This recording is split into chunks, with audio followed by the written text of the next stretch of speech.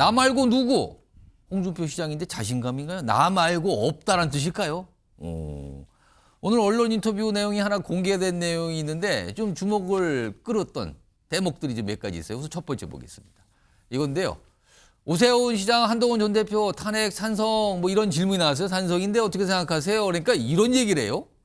탄핵 찬성 그 얘기를 하는 게 아니라 구속적 당론에 배치되는 행동을 한 인사들 국민의힘에서 정치하기 어려울 것입니다. 그럼 이거는 오세훈 시장, 한동훈 전 대표 향후 만약에 열리게 되는 조기 대선과 열릴지도 모르는 조기 대선 관련해서 어렵다 이 뜻입니까 지금? 좌파에서 영웅시한다고 웃줄 참 철딱선이 없어. 이거 누가 봐도 두 명이 두 정치를 겨냥한 거예요 지금요. 이게 하나고요. 또 다른 내용도 있습니다. 보겠습니다. 김문수 장관 얘기군요. 요새 지지율 여권에서 가장 높잖아요. 그 얘기예요. 막상 판이 닥치면 준비 안 된 사람은 후보될 수 없다. 아, 견제인가요? 김문수 장관이 뜨는 거 탄핵 반대 지지층 움직임과 유사한 겁니다. 지지층 뭉치는 역할 나쁠 게 없다. 여기 생략된 게 있는 것 같은데요. 나에게. 또 있습니다. 다른 사람 얘기도 합니다. 오세훈 시장 최근에 토론에 거의 국민의힘 의원들의 절반이 모였다고 평가받았잖아요. 현역 의원 50명 방문, 정확하게는 48명입니다. 근데 의미 없다. 일축을 합니다. 의미 없다고. 모여봐야 소용없어요. 그리고요. 의원들 입장에서는 판이 어떻게 짤지 모르니 그냥 척질 필요가 없어서 그런 거지. 의미 없다. 이렇게 일축합니다. 다른 주자를 다 일축하고 약간 지적하고. 김근식 전 실장님. 예. 결국에는 자신만이 보수나 당의 지지를 받을 위치에 있다. 이 뜻입니까 지금?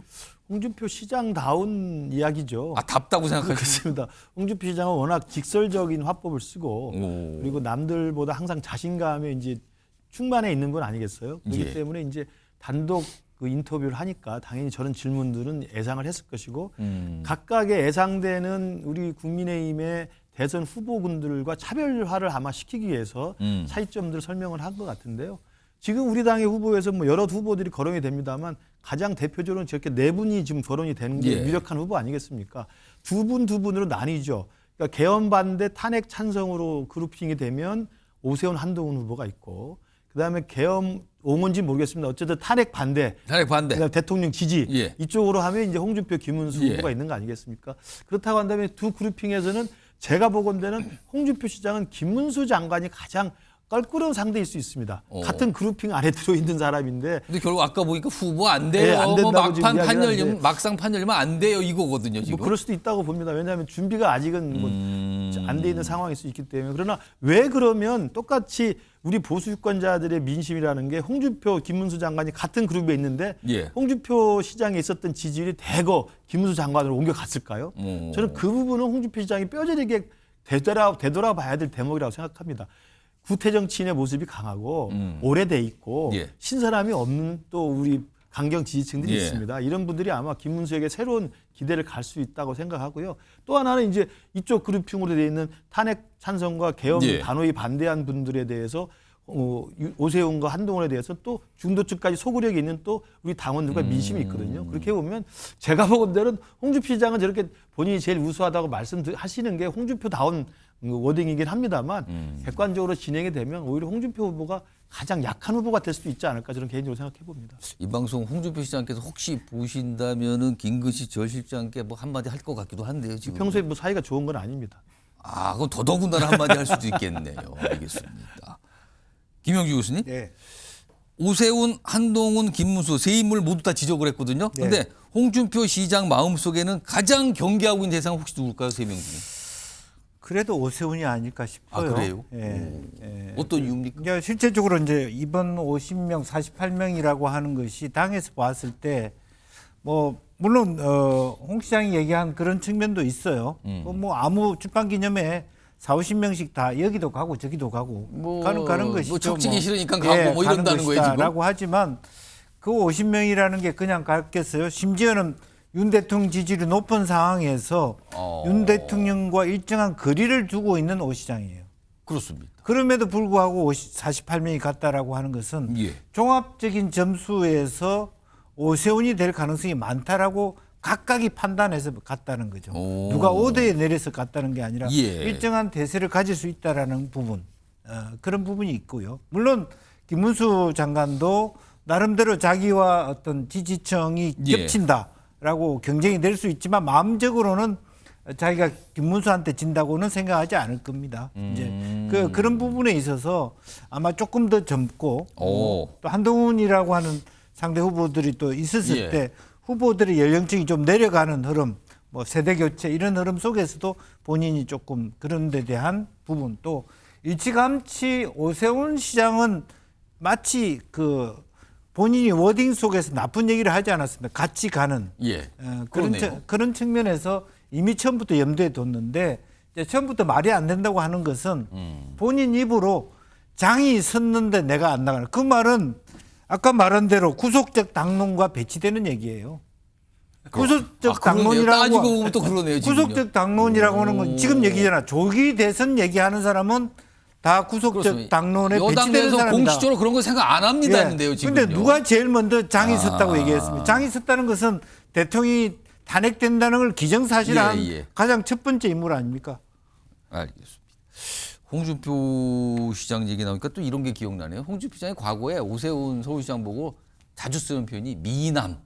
다른 사람을 막 비판하면서 여기는 미남이라도 되지. 약간 이런 얘기 많이 썼어요. 그러고 보니까 또 그게 기억이 나네요. 알겠습니다. 지금 홍준표 대구시장이 비판했던 인물 3명 중에 한 명이 한동훈 전 대표. 최근에 날짜가 나왔죠. 26일 날 책이 나오는 날이다. 이 26일 벌써 나왔는데 이와 관련해서 오늘 홍준표 저 시장이 아니고요. 한동훈 전 대표 측 오늘 뭔가 좀 설명을 내놓은 게 있어요. 들어보겠습니다. 뭐 한동훈 대표에 대한 견제가 워낙 심하다 보니까 네. 당원들로부터 비난을 받고 손가락질을 받고 달걀 사례를 받는다 할지라도 당원들과의 어떤 진솔한 대화를 통해서 그 한 식구 아닙니까? 동지 아닙니까? 그 속에서 한 대표가 느꼈던 그 회한들이 있을 거예요. 그런 것들을 진솔하게 당원들과 좀 나누는 시간이 있지 않을까 그렇게 예상을 합니다. 그리고 또 사진이 하나가 나왔네요. 한동훈 전 대표 종종 사진.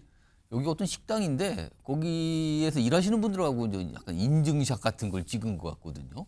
이런 게 나왔어요. 뭐 칼국수 집이라 그러는데요. 식당 방문 사진이 올렸습니다. 그리고 앞서서 26일 책 출간 예고가 된 상황이고 있죠. 김근식 실장님. 네. 26일 기점으로 등판하겠다. 이게 이제 사실상 기정사실 됐어요. 이제 네. 뭐 책이 나오니까 그럼 뭐 설명을 해야 되는 상황이니까. 근데 당심을 한동훈 전 대표가 지금 당심을 자신의 것으로 만들 수가 있는지 이거 여러 가지 분석이 나오는데 어떻게 판단하세요? 아마 잘 기억을 못 하실 수 있습니다만 한동훈 대표가 당대표로 선출된 게 지난해 7월입니다. 그리고 그때 63%의 당심과 63%의 여론조사로 예. 사실은 당선이 압도적으로 됐기 때문에 물론 그 위에 계엄 사태라는 게 터져서 국면이 좀 혼란스러운 면이 있습니다만 지금의 조기 대선이 만약에 가시화된다고 한다면 지금 거론되는 후보분들은 다 탄핵이 인용된 걸 전제로 지금 뛰는 거 아니겠어요? 예. 그럼 탄핵이 인용된다고 했을 때는 사실은 우리 당의 당심은 가장 중요한 게 누가 이길 수 있는 후보인가. 실제로 본선에 가서 저 민주당의 이재명 대표를 꺾을 수 있는 확장성 있는 후보는 누구일까. 그리고 계엄으로 인해서 탄핵을 인용당해서 파면당한 윤석열 대통령의 뒤를 이어서 국민들에게 표를 달라고 호소할 수 있는 정당성 있는 사람은 누구인가. 예. 저는 이것이 가장 핵심일 거라고 생각합니다.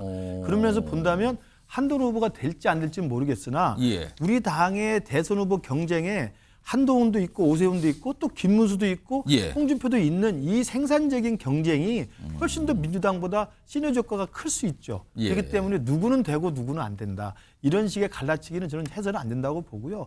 지금 우리 당의 지도부는 지속적으로 대통령을 보호하고 예. 탄핵에 반대하는 입장을 일관되게 해왔습니다만 그러다가 탄핵이 만약 인용될 경우에 지금 지도부의 입장을 가지고 변침하기가 굉장히 어려워요. 60일밖에 남지 않았기 때문에 그런 상황이라고 한다면 계엄을 단호히 반대하고 또 탄핵을 일찌감치 찬성을 해서 대통령 이후를 준비했고 중도층의 소구력이 있고 그리고 우리 당을 지켜왔던 예. 그 한동훈과 오세훈 후보의 저는 확장성의 창광이 저는 각광받을 수 있고 그러면서 한동훈 후보는 아마 당원들께 진실하게 다가가서 설명을 하기 위해서 책이라는 저는 수단을 선택했다고 생각합니다. 김영규 교수님. 네. 지금 26일로 사실상 이제 예고가 된 거예요. 등판 또는 뭐 복귀 날짜인데 요 시점에 대해서 좀 이르다고 보십니까? 아니면 적절하다고 보십니까? 아니면 늦은 거라고 보십니까? 어느 쪽으로 판단하십니까? 저는 적절하다고 봅니다. 지금 그러니까 시점이? 경우에 따라서는 좀 이르다고 보는 사람도 있고 또 괘씸하다고 생각할 수도 있는 부분입니다만은 예. 아시다시피 이번 그 조기 대선이 만약 있다 그러면 예. 이제 10차 변론까지 마무리됐을 때 3월 10일이나 15일 정도 되면 인용이나 기각이 결정될 수 있고 만약 인용이 된다면 2달 뒤 대선입니다. 예. 5월 중순 대선이라면 사실은 3월 중순에 인용돼서부터 출발하기에는 너무 일정이 짧다. 왜냐하면 경선도 하고 예. 본선까지 가는 시점에서 그렇기 때문에 지금으로 너무 빠르다는 비판도 있습니다. 나는 지금 이렇게 하지 않으면 왜냐하면 얼굴을 보여줘야 싸움을 해야만 내부 여론조사 지지율을 올려놓을 수 있는 거고 그래야지 붙어볼 만할 수 있기 때문에 고육지책으로서 이렇게 나오는 거 아닌가 저는 그렇게 봅니다. 알겠습니다. 뭔가 공개적으로 나 지금 활동합니다는 얘기는 안 해요. 그러나 물밑에서 보면 굉장히 분주한 것만은 분명해 보여요.